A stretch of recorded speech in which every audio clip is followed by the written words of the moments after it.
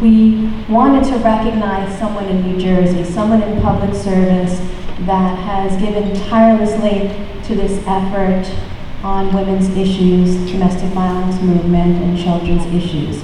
And Senator Loretta Weinberg is one such person. She intended to be here today. However, one of her closest friends who's terminally ill, they decided to have a birthday party for her today. So she sends her regrets, and she's hoping that you all can forgive her and know that she cares about all of you and these issues. And I'm looking forward to working with her more in the future. So I want to read something that Rich Pompilio made for her, who is the attorney. Some of you were here on Friday. He's working on a grassroots movement with me here in New Jersey, We the Children. And this is what we came up with. And I'm going to present the award to someone special in this room too. Public Servant Award. The 11th Annual Battered Mothers Custody Conference proudly recognizes New Jersey State Senator Loretta Weinberg as the first recipient of its Public Servant Award for her tireless efforts to stem the tide of domestic violence and to provide fairness, compassion, and respect to victims of violence throughout the state of New Jersey. Senator Weinberg represents everyone's dream of what a public servant should be: honest and forthright, with an unlimited passion for doing justice for all those who suffer victimization at the hands of another and re-victimization by a justice system that at times becomes institutionally indifferent to the needs of innocent victims of violence and their loved ones. Proudly given this day and all these incredible sponsors of this event. Now the incredible woman who's going to accept this award on her behalf today is the Executive Director of the Center for Hope and Safety. She's somebody that I greatly admire. I am a little bit part of their organization now. I'm the community educator for the Center for Hope and Safety. And I have to tell you, I've never been so much in awe. An organization in my area that does so much good for women and children in need. I am so proud to be a part of their organization as their community educator for domestic violence and human trafficking. And Elaine Meyerson has just, and Lil Corcoran, the Associate Director of the Center for Hope and Safety, they have taken me under their wings, and they're proud of the work that we're doing, and they want to see us get to the next level of full equality and protection for our children. Elaine Meyerson, as I mentioned, is the Executive Director of the Center for Hope and Safety, and a trustee of the New Jersey Coalition for Battered Women, and she's going to accept this award on behalf of Senator Loretta Weinberg.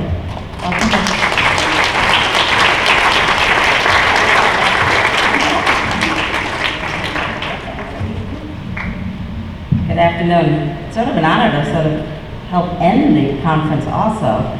On behalf of Senator Weinberg, I want to humbly thank you, as she is a very, very humble individual. And if she was here, I believe there's three things that she'd be saying. First, we need more women in politics. Only about 20% of the legislative body in most of our states, as well as in the U.S. Congress, are women. Support women candidates and consider running yourself. Loretta would also say, keep your issues in the face of the media and in the face of your legislators.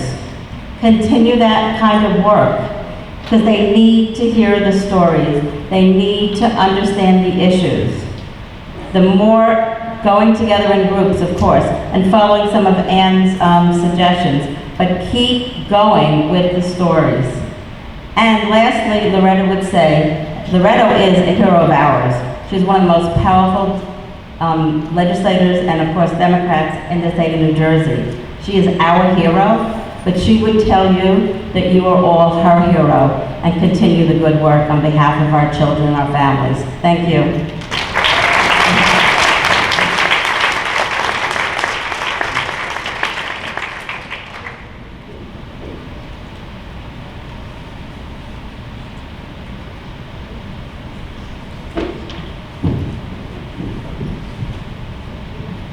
I'm back. have a little surprise for somebody in this room. His name begins with an E, his last name begins with an S. So we would like to talk a little bit about this ES, but I figured the best way to do it is by somebody who could torture him a little bit. So without further ado, let me introduce you to Cynthia Lishik, Dr. Cynthia Lishik, one of Evan Stark's proteges.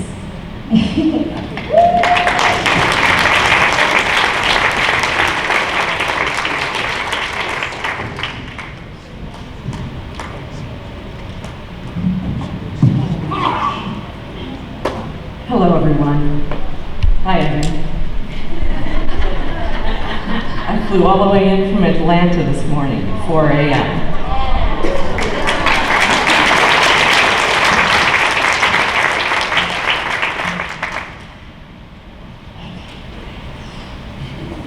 All friends here, thank goodness.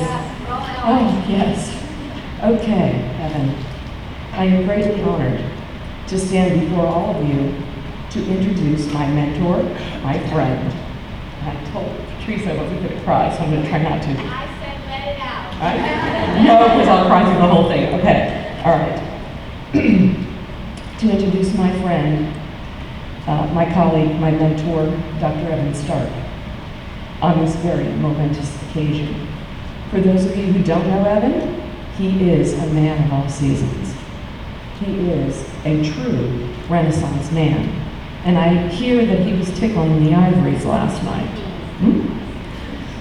But on the other side of things, on the other side of his brain, happens a lot of other things. And his CV, his curriculum vitae, certainly chronicles a stellar career and a set of achievements which span more than 50 years. During the early years, Evan began as a community organizer in Minnesota, and he married his intelligent and beautiful life partner, Ann Flipcraft, Dr. Ann Flipcraft, who in her own right has made an enormous impact on the way victims of coercive control are treated in the medical system. And together they opened the first battered women's shelter in New Haven, Connecticut. During the late 70s and 80s, Dr. Stark worked as a research associate in the Center for Health Studies and Institute for Social Policy at Yale University. He spent a year in England as a Fulbright scholar. I mean, this guy is really smart, right? And he earned a PhD in sociology with distinction. And along the way, and by the way, it took him 17 years to write his dissertation. Okay. How many pages was it, Evan? I write slowly. I know, he does. He does write slowly. And Dr. Stark also, in the next 18 years, co-directed with Dr. Flitcraft the DD training project in Yale, New Haven, Connecticut,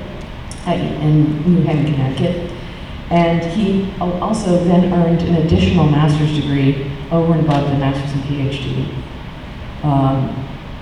an MSW actually, and received his clinical training at the VA Hospital's Center for Post-Traumatic Studies. He did psychotherapy with individuals, groups, and families. In 1990, he began his forensic practice. I know you're thinking, how did she find all this stuff out? He began his forensic practice, and by 1996, the Yale trauma studies were actually developed into a book entitled Women at Risk. If you don't have it, you definitely should read it. It was the culmination of a 20-year collaboration to identify the medical dimensions and health consequences for battered women.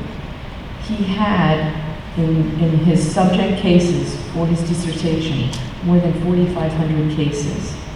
That is awesome, because the strength of that research can speak volumes to all kinds of people.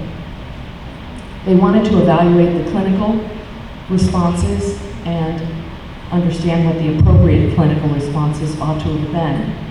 I believe when Anne asked the doctor about their treatment of battered women and how they handle things, the doctor asked, "What's a battered woman?" So in '96, that seminal reading was published, and greater goals emerged. And their findings actually situated woman battering in the struggles that surround sexual inequality, emphasizing the social rather than the psychological or interpersonal dimensions of male domination. He and Anne pointed out that when women are battered or coercively controlled, which is the way that it's referred to now here in the state of New Jersey in the child welfare system, they no longer use anything but coercive control. It's not because, by the way, that men want to stifle their subjectivity. And by the way, these are Evan's words, so I just stole them. And he's used to that from me. But because the male resistance to women's personal and political liberation is reinforced by the very systems that they turn to. I mean, domestic violence, coercive control, it's a systems issue. And everyone in this room knows that.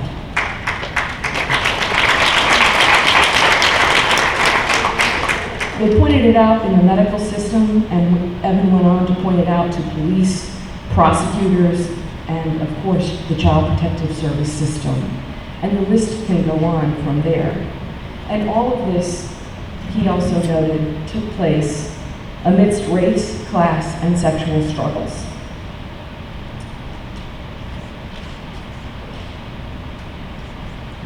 I met Evan at a conference on women's issues at Rutgers University.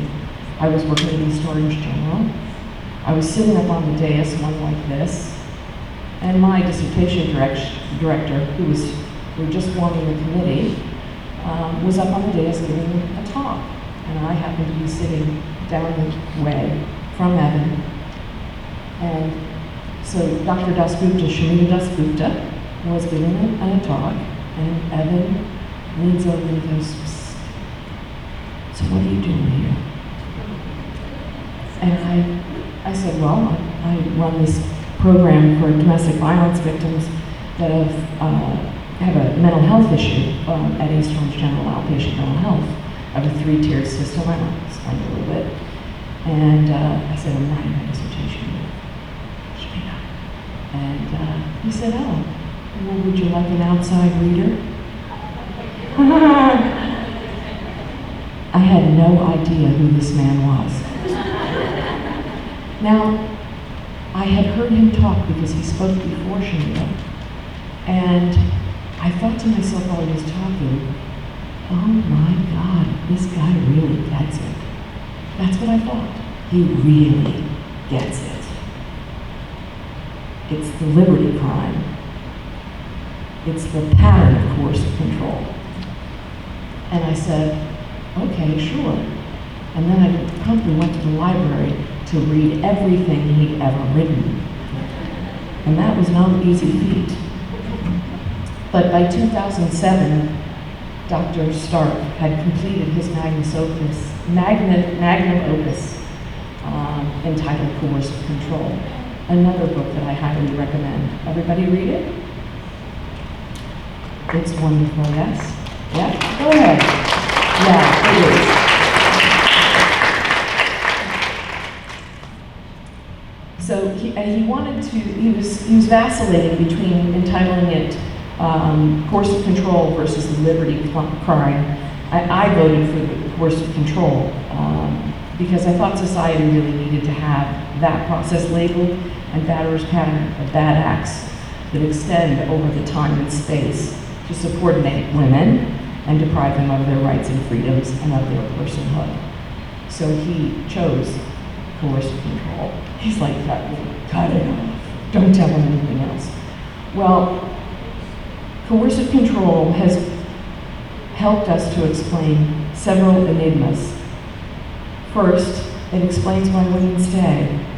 Second, it explains why victims develop a profile of problems that are seen among no other group of assault victims. And third, why the legal system has failed to win justice for victims and their children. Okay. So Evan can be described as a distinguished researcher, a scholar, a friend, a teacher, a mentor, a professor, a trainer, a clinician, an advocate, a director, a father, a husband, a piano man, and not least, a radical feminist. His testimony and work on the Nicholson v. Williams, Nicholson v. Scopetta, landmark cases involving successful federal class action lawsuit against ACS in New York City that ended the removal of children from the non-offending parent victim of coercive control. This landmark class action lawsuit brought sweeping changes in the child welfare system. And in New Jersey, they have a completely different language now and a completely different way of doing business. And I'm happy to say that I'm actually part of doing those trainings now, and I can see Evan's words up on the screen. And it's a good day when that happens. He's always ready with a story, Evan, because he is one of the most excellent orators that I've ever met. Of course, he spent 3 decades of his life, I believe, at Rutgers and UMDMJ, devoting himself to scholarship and enlightening students like myself. I'm giving you every bit of this, Evan. I don't care. And I recall when I asked Evan, when I was very new to all of it and finished my dissertation, I said, I just got back from Switzerland. My husband, we had moved right after I finished my dissertation. I said, would you take me to the Judiciary Conference with you? And he said, okay. So I arrived at the conference, and of course he was staying overnight. And it's 5 minutes before it's time for him to get up here. And he's nowhere to be found. And they're frantic. And if you know the judiciary, everything clicks on time, has to go, it can't be over, no, nothing, boundaries are, very, very respectful. So I said, well, what room is he in? I could go up and see if I could find him. And I think we didn't have cell phones then, Evan. It was maybe before we all had cell phones. And so I went up and I gingerly knocked on the door, and Evan swings open the door, hello, and I'm like, you're supposed to be on in like 3 minutes. Oh, I'm just finishing the finishing touches, just as cool as a cucumber. Now he went downstairs and, what?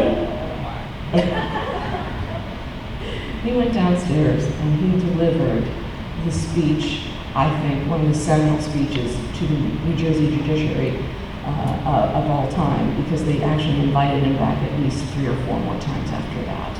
And you don't get to be the keynote speaker of that conference if you don't know what you're talking about. So it was a landmark day, and I enjoyed seeing that. Dr. Stark has accomplished more in what amounts to be 2 lifetimes. And by the way, when I first met him, he'd already achieved his first lifetime achievement award. And he has accomplished these things on behalf of battered women. Dr. Stark has shifted the paradigm away from the physical injury and incident-specific focus, all the way to the pattern of coercion and control, away from the second-class misdemeanor, over to the human rights violation that the batterer commits when he deprives his victims of the right to come and go as they please, the right to feel safe in their own home, the right to participate in public systems, and become all that they want to be, independent and autonomous. So, given all of that, it is my distinct honor, Evan Stark, to present you with this Battered Mothers Custody Conference, Child Justice Campaign on Child Justice, and California Protective Parents Association bestow upon Evan Stark this Lifetime Achievement Award for his many years of research and scholarship on the problems faced by protective mothers. Evan Stark.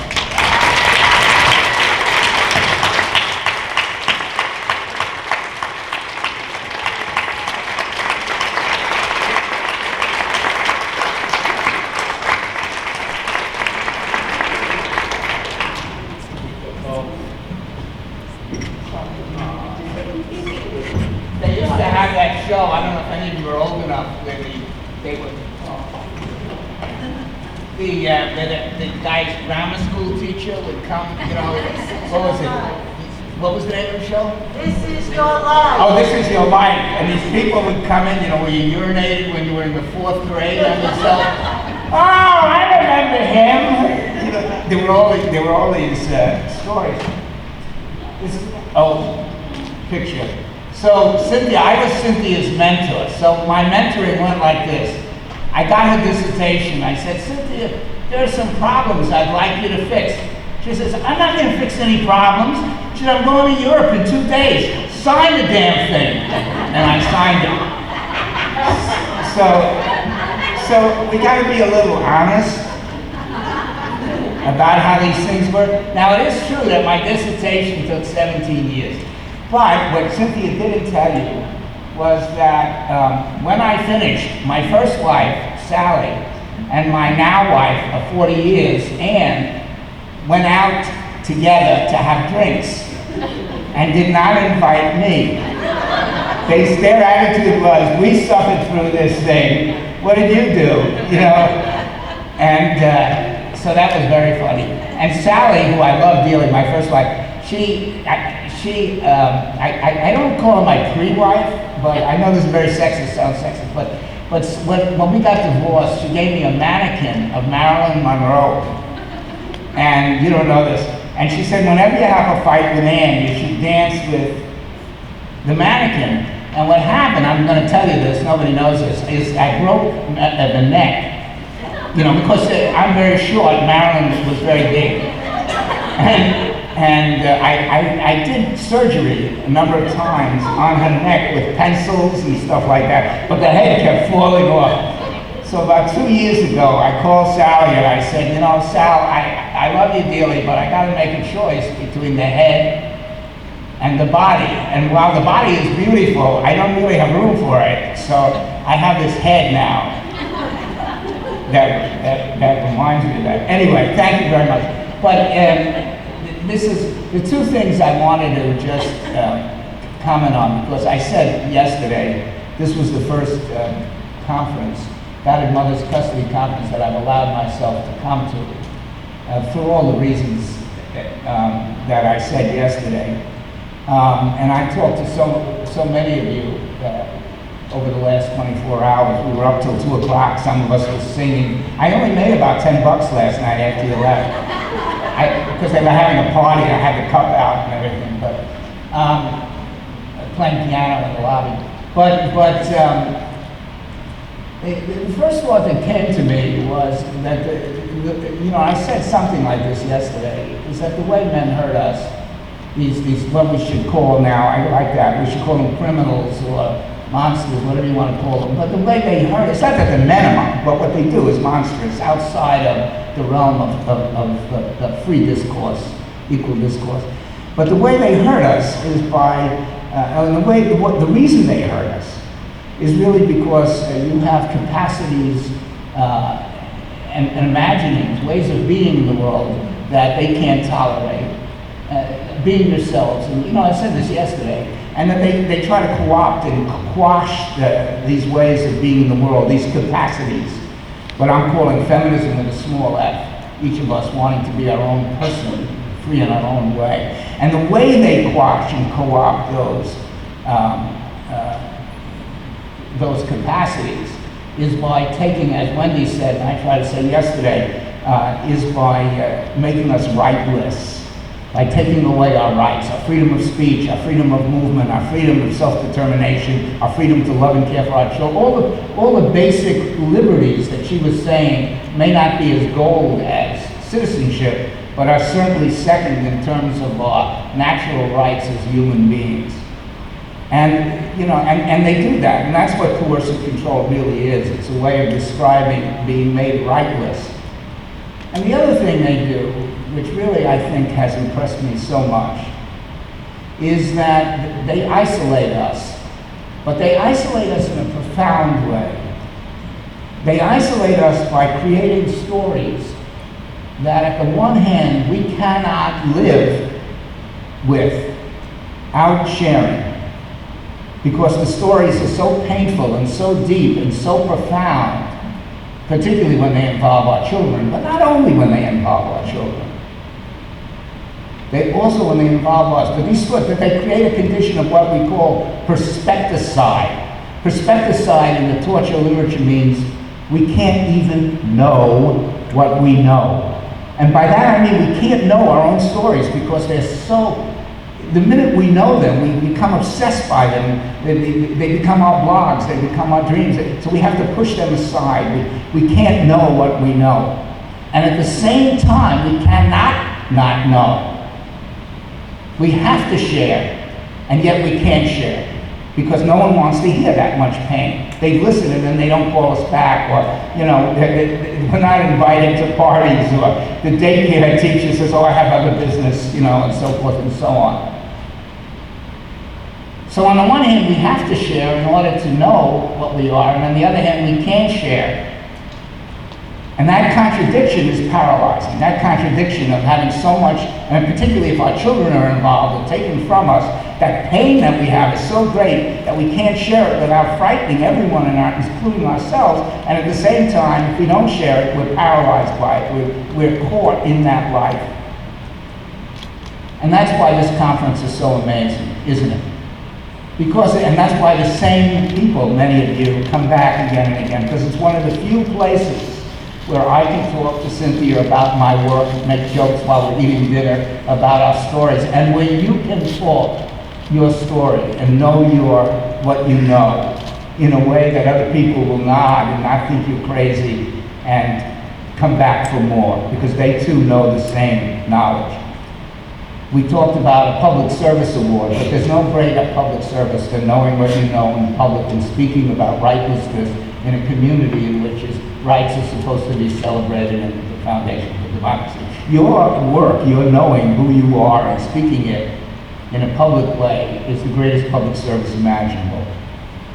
And I just want to also say that this business of taking away your rights, and I think this is really the lesson of this year's conference, I hope, that we move from a narrative of victimization, a narrative of physical and psychological trauma, to a narrative of rights as citizens and persons. And that the men who are hurting us are not merely offenders, but are people who have acted in the name of the same way that somebody who's taking a hostage or a terrorist or a state, whether by design or not, and therefore acted to make us less than full citizens and persons. And by sharing what you know, you relieve the pressure to carry around that story as a burden that keeps you from returning to and restoring those very capacities, those very creative powers that he set out to quash in the first place. And once that fire is rekindled, as it can be when you share these pains and relieve them, once that fire is rekindled, there's no putting it out.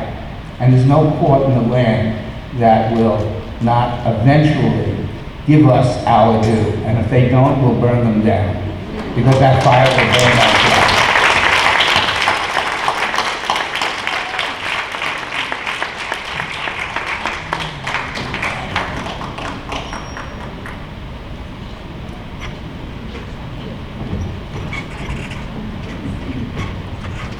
Last but not least, begins with a B, ends with a G, a Lifetime Achievement Award to somebody who is not only near and dear to the Bad Mothers Custody Conference, but to many people in this room. And I want to give you guys who wish to a 1-minute opportunity to speak your appreciation to our awardee of the Lifetime Achievement Award, Barry Goldstein.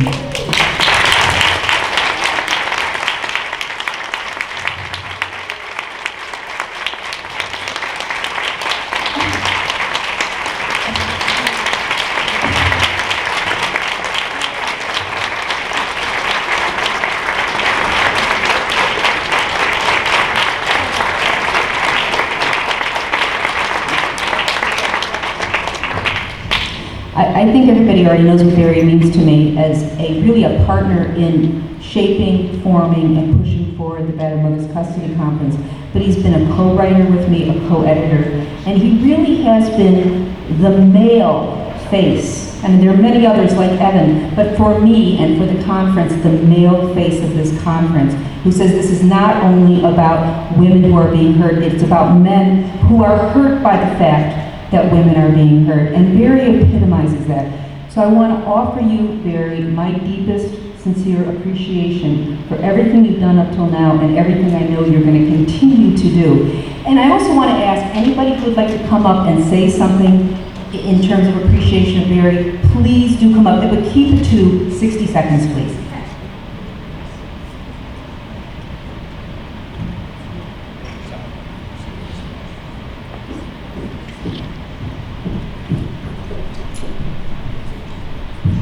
Hi, I'm Lori Rogers. I'm in Bergen County, been fighting for my kids for 12 and a half years. If it wasn't for Barry coming to my case, writing a part of my motion, I don't know how I would have survived. I can't thank you from the bottom of my heart for being there for me on short notice, on the blink of an eye, texting me, anything. I thank you.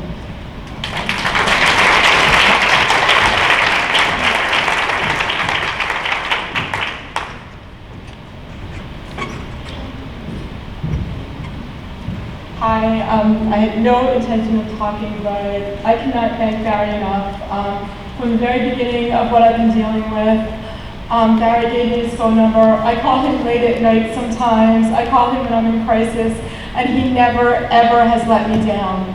He will talk to me at night. He will get back to me on all of my issues, and since I get the opportunity to thank him publicly, I feel really grateful to be able to do that. Thank you, you're awesome.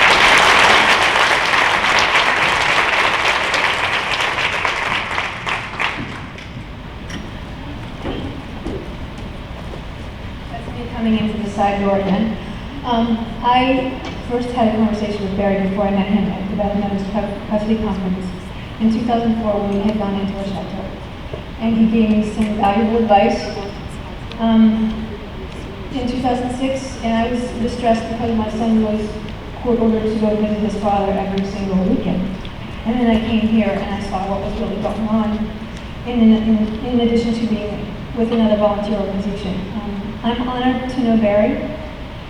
I hope and I expect and I know that his work and his dedication to us and this cause is going to turn things around.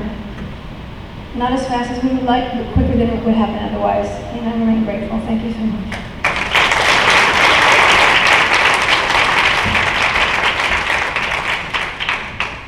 My name is Jennifer, and many of you know that myself and my daughter are a success story, and we are a success in part to Barry.